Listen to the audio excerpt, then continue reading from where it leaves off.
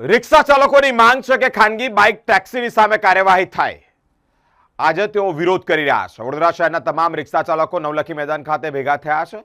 ભેગા થઈ અને વિરોધ કરી રહ્યા છે. વધતી જતી મોંઘવારી અને મોંઘવારીમાં જ્યારે પોતાને એટલે કે રિક્ષા ચાલકોને માર પડતો હોય, મોંઘવારીનો ભાર આવતો હોય, તે અંતર્ગત તેઓએ ખાનગી જેટલી પણ આ ટેક્સીઓ છે તેઓ પર કાર્યવાહી થાય તે અંતર્ગત તમામ જે રિક્ષા ચાલકો છે ભેગા થયા છે, રોષ ઠાલ્યો છે અને મીડિયા સમક્ષ વિશેષ માહિતી આપી છે. વડોદરા શહેરમાં રિક્ષા ચાલકોની રિક્ષા ભાડામાં વધારો તેમજ વિવિધ માંગણીઓને લઈને આજે નવલખી મેદાન ખાતે રિક્ષા યુનિયનો દ્વારા વિરોધ પ્રદર્શન કરવામાં આવ્યું છે.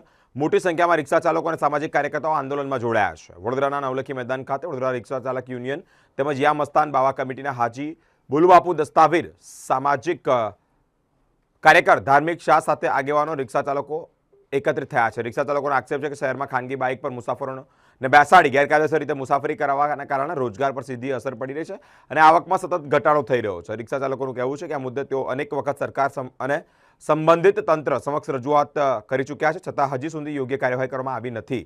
તેમણે ગેરકાયદેસર મુસાફર પરિવહન સામે કડક કાર્યવાહી કરવાની પણ માંગ કરી છે. આંદોલન દરમિયાન રિક્ષા ચાલકોએ રિક્ષાના ભાડામાં વધારો કરવાની પણ માંગ ઉઠાવી છે. સાથે જ તેમનું કહ્યું છે કે મોંઘવારી, ઈંધણના વધતા ભાવ અને જાળવણી ખર્ચને ધ્યાનમાં રાખીને ભાડામાં સુધારો કરવામાં આવે જેથી તેઓ પોતાનું ગુજરાન યોગ્ય રીતે ચલાવી શકે. રિક્ષા યુનિયનોએ સરકારને અને તેમની માંગણીઓ અંગે વહેલી તકે નિર્ણય લેવા અપીલ પણ કરી છે. જો યોગ્ય પગલાં નહીં ભરવામાં આવે તો આગામી દિવસોમાં વધુ ઉગ્ર આંદોલન કરશે તેવી પણ ચીમકી ઉચ્ચારી છે. જે 27 જુલાઈએ અમે જે વિરોધ આંદોલન કર્યો હતો એમાં સ્પષ્ટપણે અમે કીધું હતું કે જો દિવસ 9ની અંદર અમારી માંગ પૂરી કરવામાં નહીં આવે તો અમે એનાથી ડબલ ટિબલ પ્રમાણમાં ફરીવાર એક વિરોધ આંદોલન કરીશું. માટે અમે અહીંયા બધા જેમ કે અમારા સમાજસેવકો છે, મસ્તાન બાવા કમિટીના ભોલુબાપુ છે, ધાર્મિકભાઈ સોની છે, તેમને અમે અહીંયા બોલાયેલા છે. અમદાવાદમાંથી એકતા યુનિયન લીડરના પ્રમુખ સાથે એમના સાથીદારોને અમે અહીંયા બોલાયેલા છે. જો સરકારે ભાડાનું નોટિફિકેશન અત્યાર સુધી બહાર નથી પાડ્યું અને જે વ્હાઇટ નંબર પ્લેટ પર બાઇકો ચાલે છે, પેસેન્જરની હેરાફેરી કરે છે, એ કાયદો અમારો પોતાનો ઘરનો નથી, એ સરકારનો પોતાનો કાયદો કાનૂન વ્યવસ્થા છે કે વ્હાઇટ નંબર પ્લેટ પર તમે પેસેન્જરને બેસાડી અને ન લઈ જઈ શકો, કારણ કે મોટર વ્હીકલ એક્ટ 1988ના અંતર્ગત એ ગેરકાયદેસર રીતે છે ને અમે આનો વિરોધ પ્રદર્શન કરીએ છીએ કે આ ગેરકાયદેસર છે. તો અમુક લોકો અમને એટલે અભદ્ર વાણી અમારા અગેન્સ્ટ વાપરે છે. જેમ કે હમણાં 3-4 દિવસ પહેલા અમદાવાદમાંથી એક વિડીયો વાયરલ થયો છે. કોઈ બાઇક રાઇડર ભાઈ છે, તે વિડીયોમાં સ્પષ્ટપણે કહી રહેલા છે કે અમને અમિતભાઈ શાહ, હર્ષ સંઘવી સાહેબ, ભૂપેન્દ્રભાઈ પટેલ, અમદાવાદ પોલીસ, ગુજરાત પોલીસ, અમને બધાનો પૂરેપૂરો સમર્થન છે, સરકાર અમારી સાથ છે. એવું એ વિડીયો પણ મેં તમને બતાવી દઈશ જે ભાઈએ ઉતારી નાખ્યો. તો અમે લોકો આખા ઓલ ઓવર ઇન્ડિયામાં 60%થી 50% લોકો રિક્ષા ચાલકો છે, રિક્ષાનું વ્યવસાય કરે છે. હવે આવનારા સમયમાં ઇલેક્શન આવી રહેલું છે. હવે જો 50થી 60% રિક્ષાવાળાને પરિવારની જનસંખ્યા આપણે અંદાજિત સરેરાશ ગણીએ તો એક રિક્ષાવાળાના ઘરમાં 4 માણસો છે. તો આ મતદાનનો બહુ મોટો એક વર્ગ કહેવાય.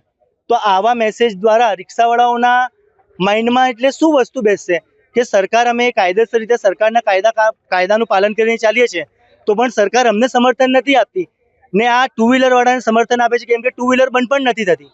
તો અમારા રિક્ષાવાળાઓએ શું વિચારવું? માંગ એવી જ છે અમારી સરકારશ્રીને કે અમે કાયદેસર રીતે છીએ, અમે અમારું હકનું માંગીએ છીએ. અમે કોઈની પાસે ભીખ નથી માંગી રહેલા કે અમે કોઈની પાસે જોર જબરદસ્તી એ લોકોના હકના પૈસા નથી છીનવી રહેલા. અમને અમારું જે ફાઇનલ રેટ જે ડિસાઇડ કરવામાં આવ્યું છે એ નોટિફિકેશન ગવર્મેન્ટ વહેલી તકે બહાર પાડે અને કમિશનર શ્રી સાહેબ ટ્રાફિક અને આરટીઓ કમિશનર શ્રી સાહેબ અને ગૃહમંત્રી સાહેબને અમે વિનંતી કરીએ છીએ કે આ ટુ વ્હીલર્સ છે તેને તમે એક સ્ટ્રાઇક ચાલુ કરો અને આ જે ગેરકાયદેસર રીતે ટુ વ્હીલર પેસેન્જરમાં દોડે છે એને ડિટેન્ટ કરો અને એને બંધ કરાવો. ટુ વ્હીલર જે વાહનો ચાલે છે તેનો વિરોધ છે કે તમારા ભાવ વધારો કરવામાં આવે તેવી માંગ છે? બંને જ, કારણ કે જે વધતા ગેસના ભાવ છે એના હિસાબે રિક્ષાનું ભાડું તો વધી જ ગયેલું છે પણ કોઈ નોટિફિકેશન બહાર પાડવામાં આવ્યું નથી. અને એ એક આમ નાગરિકનું ધર્મ અને કર્તવ્ય અને ફરજ છે તે કે કોઈ ગેરકાયદેસરનું કૃત્ય થતું હોય તો તેના સામે અવાજ ઉઠાવે. એપ્લિકેશનના ભાવમાં વધારો કરવામાં આવે કે પછી આવા જે લોકલ જે ભાડા ચાલે છે એમાં ભાવ વધારો? લોકલ ભાડામાં પણ અને એપ્લિકેશનમાં પણ. અને એપ્લિકેશન વાળાને મારું એક ક્લિયર ન્યૂઝના માધ્યમથી એક સંદેશ છે કે જો તમે અમારું હકનું ભાડું અમને નહીં આપો તો અમે સુપ્રીમ કોર્ટ સુધી જઈશું અને તમારી એપ્લિકેશનને પ્લે સ્ટોર અને iOS સ્ટોર પરથી પરમાનન્ટલી સસ્પેન્ડ કરાવીશું અમારા ઇન્ડિયામાંથી. તમારું નામ? સદ્દામ શેખ. આજે વડોદરા શહેરના નવલખી મેદાનમાં ઓટો ચાલકો અને યુનિયન તરફથી એક આંદોલન કરવામાં આવ્યું છે કે જે ઓટો ચાલકોનું રેટ કાર્ડ છે એમાં વધતા સીએનજીના ભાવ અને મોંઘવારીના પ્રમાણે ભાવ વધારો નથી થયો એમના રેટ કાર્ડમાં. તેના પ્રમાણે એમની માંગ છે જે જેન્યુન છે અને જે સરકારે પૂરી કરવી જોઈએ એના સમર્થનમાં આજે એમની સાથે અમે જોડાયા છે. બીજી એમની માંગ છે જે વ્હાઇટ નંબર પ્લેટ વાળી પ્રાઇવેટ વ્હીકલો છે જે પેસેન્જરોની અવર જવરમાં અને મુસાફરોને બેસાડી રહ્યા છે ગેરકાયદેસર રીતે, એ બંધ થઈ જવું જોઈએ. એ બી એમની વાત સાચી છે, વ્યાજબી છે. તો અમે આજે એમના સમર્થનમાં આવ્યા છે અને એમના સાથ સહયોગ આપવા આવ્યા છે. તો અમે ઈચ્છીએ છીએ કે એમની માંગો સરકારશ્રી ધ્યાનમાં લઈ અને એમની માંગો જલ્દીથી જલ્દી પૂરી કરે.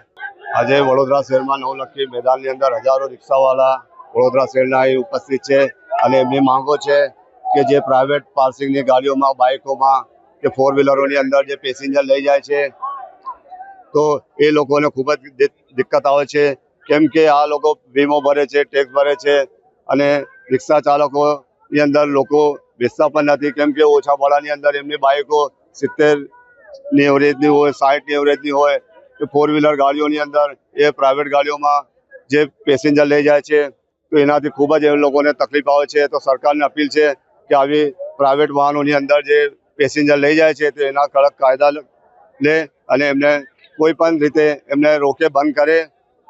અને આ રિક્ષા ચાલકો એટલા મજબૂર લાચાર છે જે એમનું ઘરનું ગુજરાન પણ નથી ચાલી શકતું. આ લોકો જો 10-20 હજારનું દેવું થઈ જાય છે, ઉતારી નથી શકતા.